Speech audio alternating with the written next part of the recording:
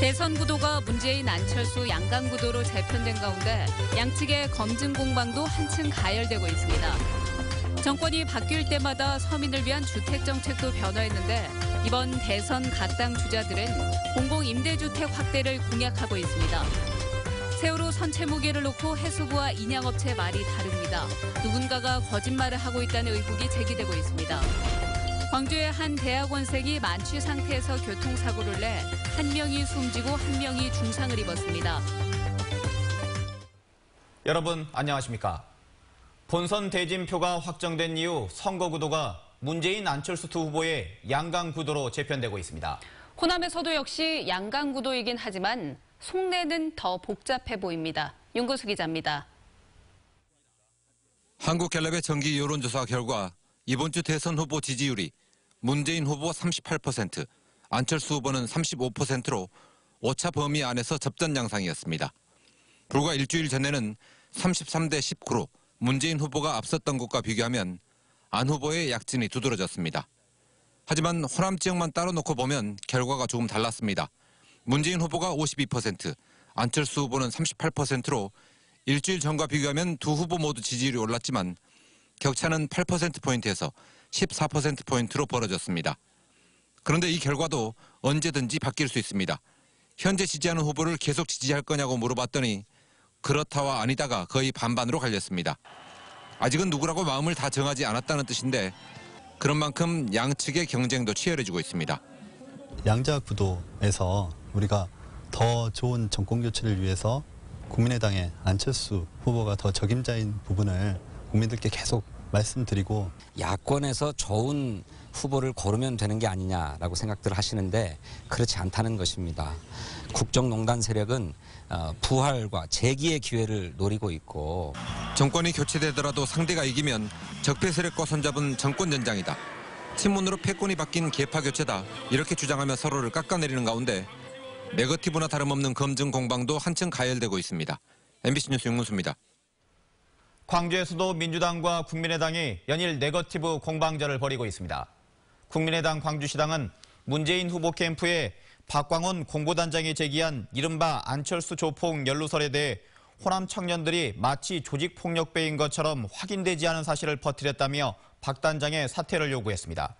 앞서 민주당 광주시당은 국민의당의 광주 전남 경선 과정에서 이른바 차떼기 불법 동원이 이뤄졌다며 당 차원의 해명을 촉구했습니다.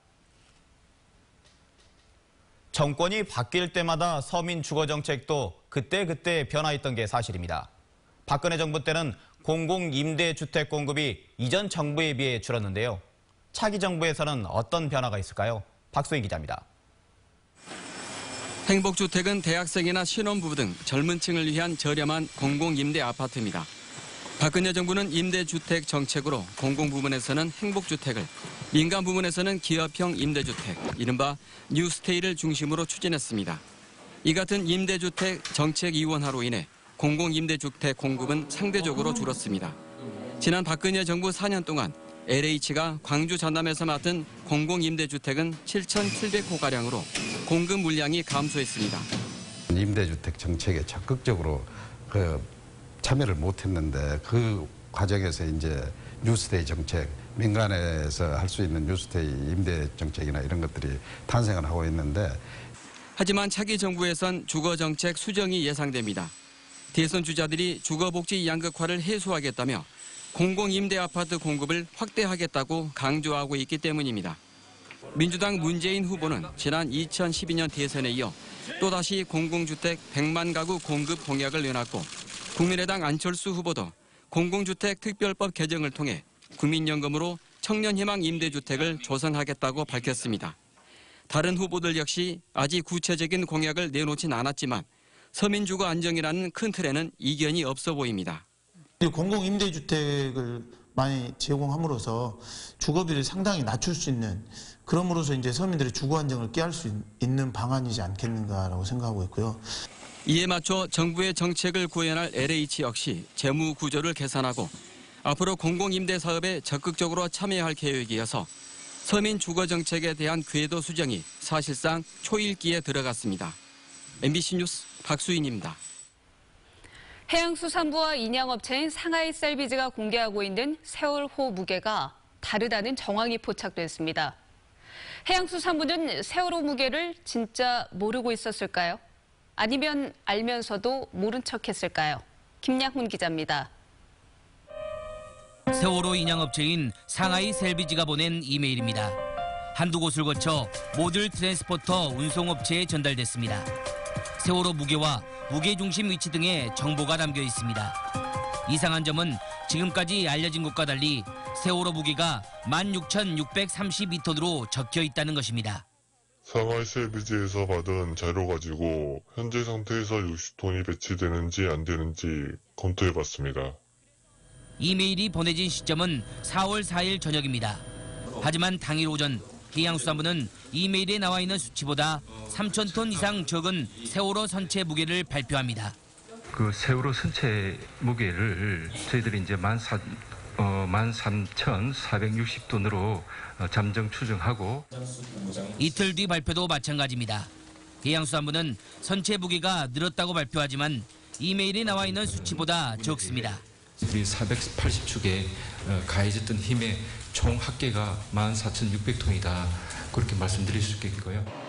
세월호 육상 이송을 위한 2차례 장비 테스트가 있은 직후 선체 무게는 16,000톤으로 또 늘어납니다. 이메일이 보내진 지 사흘, 세월호 무게가 조금씩 늘면서 이메일에 적힌 무게와 비슷한 수치가 되어가고 있습니다.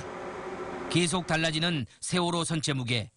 이메일에 16,632톤이라 적힌 세월호 선체 무게에 대한 해양수산부의 명확한 해명이 필요해 보입니다. MBC 뉴스 김양훈입니다. 광주의 한 대학원생이 만취 상태에서 교통사고를 내 한 명이 숨지고 한 명이 중상을 입었습니다. 오늘 새벽 0시 30분쯤 광주시 광산구 월계동의 한 아파트 앞 사거리에서 광주 모 대학원생 31살 전모 씨가 승용차를 몰고 가다 횡단보도를 건너던 41살 노모 씨 등 2명을 들이받았습니다. 이 사고로 노 씨가 숨지고 노 씨의 직장 동료가 크게 다쳤습니다. 경찰은 전 씨가 혈중 알코올 농도 0.146%인 만취 상태에서 신호위반 운전을 하다 사고를 낸 것으로 보고 정확한 경위를 조사하고 있습니다.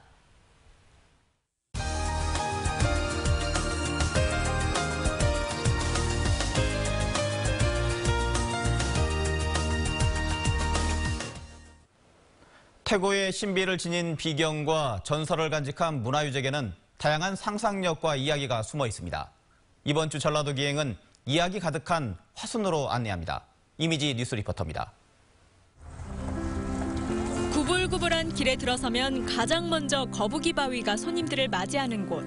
7km가량 뻗은 절벽과 강, 산세가 어우러져 길마다 새로운 풍경을 선사하는 화순적벽입니다.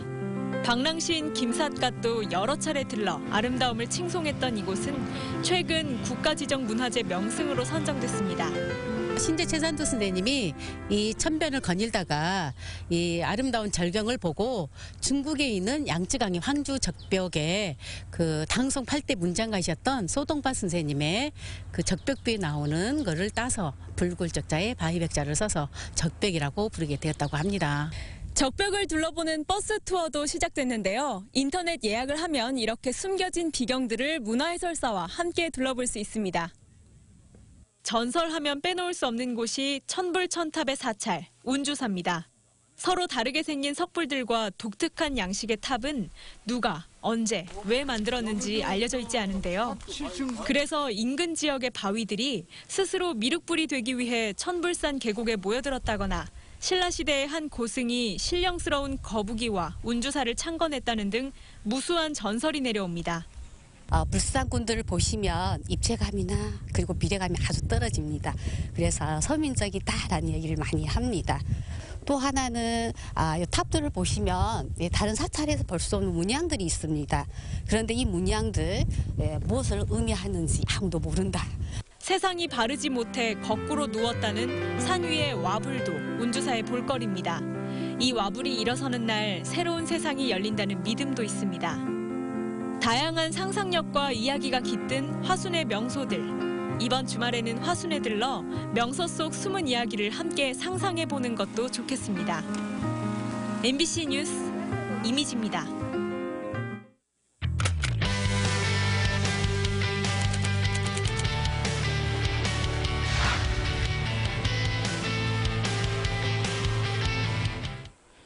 자녀들 이름으로 적금 하나씩 들어주면 참 좋겠다는 생각 많이 하시지만 쉽지가 않죠.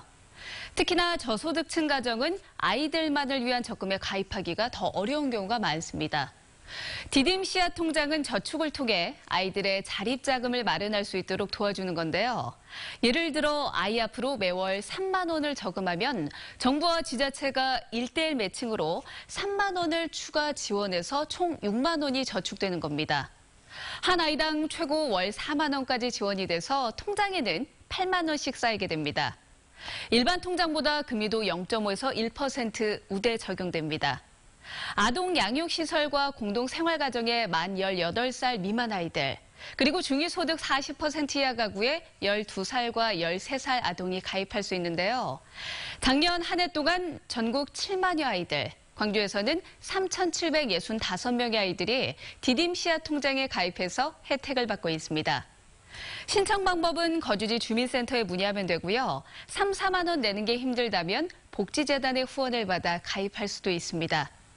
혹시 디딤 씨앗 통장을 몰라서 가입하지 않았다면 지금이라도 아이들에게 적금 통장 하나 마련해 주시면 어떨까요? 오늘의 검색창이었습니다.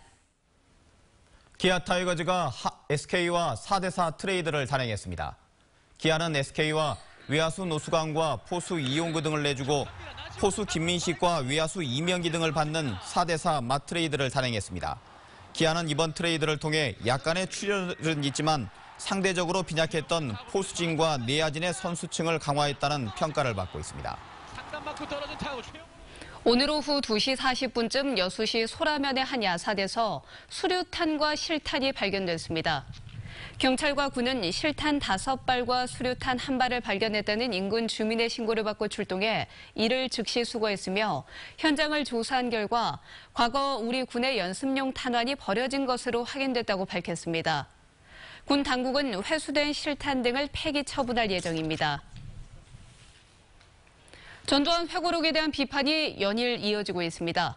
5.18 유네스코 등재 기념사업회 등 6개 단체는 기자회견에서 망언을 담은 회고록으로 광주 민주화운동을 폄훼한 전두환 씨를 강력 규탄한다고 밝히고 회고록을 즉각 폐기하라고 촉구했습니다. 또 5.18이 더 이상 왜곡되지 않도록 국회와 정부는 진실규명 작업에 적극적으로 나서라고 요구했습니다.